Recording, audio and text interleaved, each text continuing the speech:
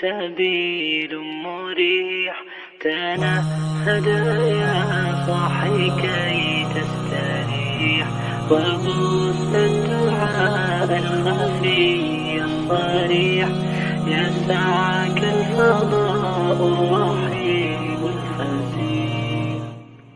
السلام عليكم ورحمة الله وبركاته. محترم خی جوړي درغلی دیر کوهستان ته حضرت ولی مولانا صاحب خواته او دا اوس وګورل د ټول مرګي دا زمونږ ګرځي دا وګوره د فاصله تراغلی او ان شاء الله دا اول چې کوم دی زمونږ د چکر مرحله ده او راځي موږ به تاسو نور مزید هم د دې دیر د خوبصورتۍ او د ښایسته مناظر او د بیک ګراوند او سندریانو هغه عکسونه او ویډیوګانې خو موږ سره ویډیو وګورئ.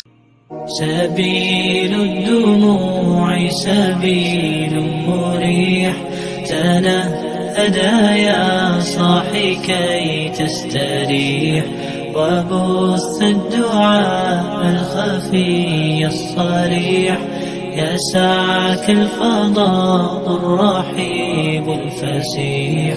سبيل الدموع سبيل مريح تنهدى يا صاحي كي تستريح وبث الدعاء الخفي الصريح يسعك الفضاء الرحيب الفسيح.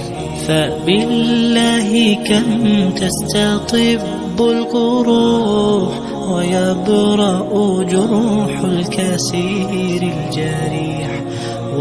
ملګری ډېر ستړي شي پسمانده دي. څنګه چې ستړی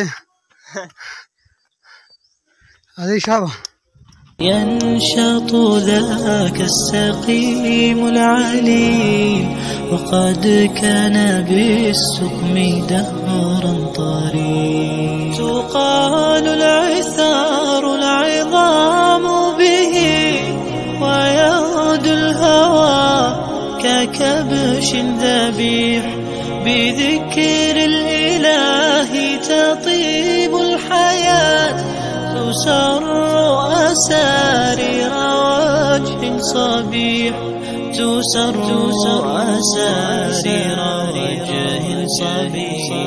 سبيل الدموع سبيل مريح تنهدى يا صاحي كي تستريح وبث الدعاء